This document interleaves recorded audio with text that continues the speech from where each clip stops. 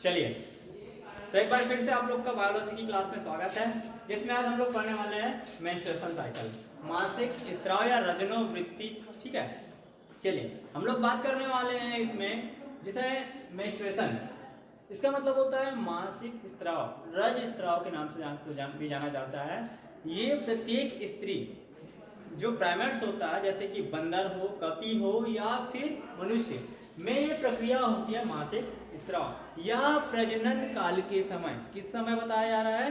प्रजनन काल के समय प्रत्येक जो स्त्री होती है उसमें 12 से 13 वर्ष की आयु से प्रारंभ होकर 12 से 13 वर्ष की आयु से प्रारंभ होकर 40 से 45 वर्ष की आयु तक ये चलता है।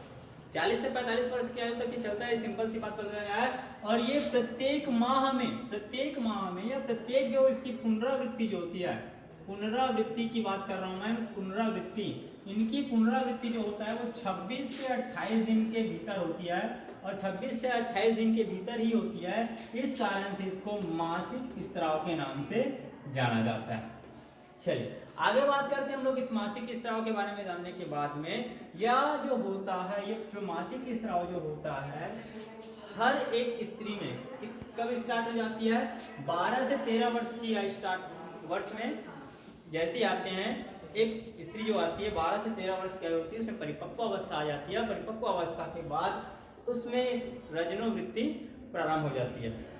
अब मैं बात कर रहा हूँ रजनोवृत्ति, जो जैसे ही प्रथम जो दिखाई देता है, जो प्रथम मेंस्ट्रुएशन साइकिल होता है, प्रथम बार जब इसको आता है, तब इसको मेनार्की के नाम से भी जाना जाता है।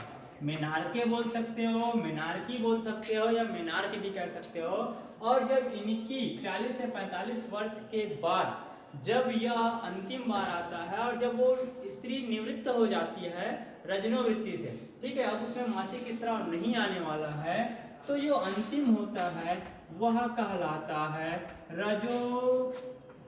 रजोनिवृत्ति। स्पष्ट लिखा गया है रजनोवृत्ति, ठीक है, वृत्ति, ये निवृत्त हो गया। अब ये अंतिम बार था, इसके बाद आने वाला नहीं है। सबसे इंपॉर्टेंट बात यह है कि इस बीच में ये 12 से 13 वर्ष की आयु से स्टार्ट होकर 40 से 45 वर्ष की आयु तक, जब तक उस स्त्री में मासिक स्त्राव होता रहेगा, वह गर्भ धारण करने की क्षमता रख सकता है। गर्भ धारण करने की क्षमता, ये सबसे बड़ी अच्छी बात है, गर्भ धारण करने की उसमें क्षमता आ जाती है।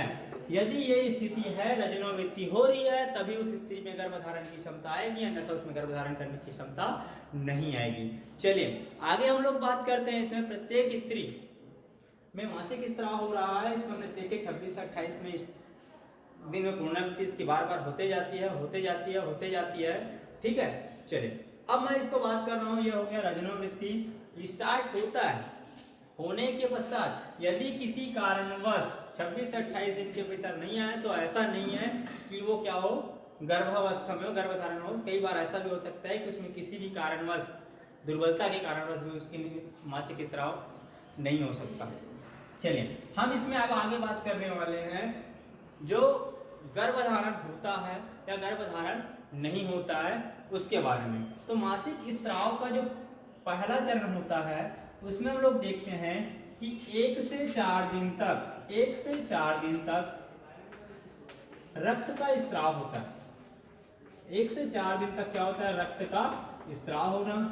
दूसरे चरण में बात करते हैं तो ये 5 से 13 दिन तक, ये जो 5 से 13 दिन तक होता है, उसमें ये जो रक्त का स्त्राव, जो गर्भाशय की दीवार फट गई थी, उस गर्भाशय की एंडोमेट्रियम लेयर जो होता है, एंडोमेट्रियम का क्या किया जाता है? इसमें मरम्मत किया जाता है 13 से 14 से। ठीक है, अब ये तीसरी जो पोजीशन होता है, ये बहुत बड़ा खासी होता है। ये 14वें दिन जो होता है, इसी दिन इस स्त्री का क्या होता है? अंडोत्सर्ग होता है। ठीक है, अब ये अंडोत्सर्ग हो गया 14वें दिन में। अब ये अंडोत्सर्ग के बाद वो अंडे कहाँ पे आएंगे? आपके सीधे फैलोपियन नलिका या अंडवाहिनी में आएंगे और अंडवाहिनी में डायरेक्ट उनका क्या होता है, निषेचन होता है। यदि वो निषेचन होता है, निषेचित हो जाता है, तो वह गर्भ में स्थापित हो जाएगा और एक भ्रूण का निर्माण करेगा। लेकिन यदि वो निषेचित नहीं होता, यदि वो निषेचित नहीं होता तो वह वहीं पे रह के रुक करके क्या हो जाएगा, मर जाएगा, नष्ट हो जाएगा। और कोई भी बॉडी पार्ट जो हमारे शरीर में वेस्ट है, नष्ट है, वो हमारे शरीर में रुक नहीं सकता, उसको बाहर निकालना आवश्यक होता है। जिस कारण से वो अंडे जो होते हैं, जो मृत हो जाते हैं, उसको शरीर से क्या कर दिया जाता है, बाहर निकाल दिया जाता है। तो ये आपके चौथे चरण में, ये जो चौथे चरण होता है, ठीक है, 14वें दिन के अंदर आपका अंडोत्सर्ग हुआ। 15 से 19 दिन के अंदर, ये जो 15 से 19 दिन के अंदर होगा, ये जो अंडाणु जो होगा, अंडाणु है वो अंडवाहिनी में रहता है। अंडाणु कहाँ पे रहेगा, अंडवाहिनी में रहता है, ठीक है। अब अंडवाहिनी में रहा, इस बीच इनका निषेचन हो गया, तो निषेचन हो गया, वो निषेचित हो गए, तो वो निषेचित अंडे जो होगा वो 20 से 25 दिन के भीतर वो गर्भ में स्थापित हो जाएगा, गर्भ में स्थापित हो जाएगा। और यदि वो निषेचित नहीं होता है, वो निषेचित नहीं होता है, तो जाहिर से बात है वो गर्भ में स्थापित नहीं होगा, वो मर जाएगा। मरने के कारण से अब उनका वेस्ट पदार्थ, अवशेष जो बन जाएगा, जो मवाद के रूप में हो सकता है, श्लेष्मिक दीवार को क्या कर देता है, नष्ट कर देता है। और नष्ट करने के साथ गर्भाशय की जो दीवार होती है, गर्भाशय की दीवार को क्या करने लगता है, नष्ट करने लगता है, एंडोमेट्रियम लेयर को वो नष्ट करने लगता है, जिसके कारण से वह पुनः 26 से 28 दिन के भीतर, यदि वो गर्भ में स्थापित नहीं हुआ, तब ये एंडोमेट्रियम लेयर को क्या कर देता है, नष्ट करता है, गर्भाशय की दीवार को फिर से क्या करने लगता है, नष्ट करने लगता है। और गर्भाशय की दीवार को नष्ट करने लगता है, जिसके कारण से पुनः फिर से 1 से 4 दिन तक रक्त का स्त्राव होता है। इस बात को ध्यान में रखना, पहले से 4 दिन तक रक्त का स्त्राव होता है, 5 से 13 दिन तक लगभग जो रक्त का स्त्राव हुआ था उस दीवार की मरम्मत किया जाता है। 14वें दिन में डायरेक्ट अंडोत्सर्ग, जैसे वो अपने आप को तैयार करता है, फिर 14वें दिन में अंडोत्सर्ग होता है। अंडोत्सर्ग होने के बाद 15 से 19 दिन तक अंडाणु जो होता है वो अंडवाहिनी में आता है और रहता है।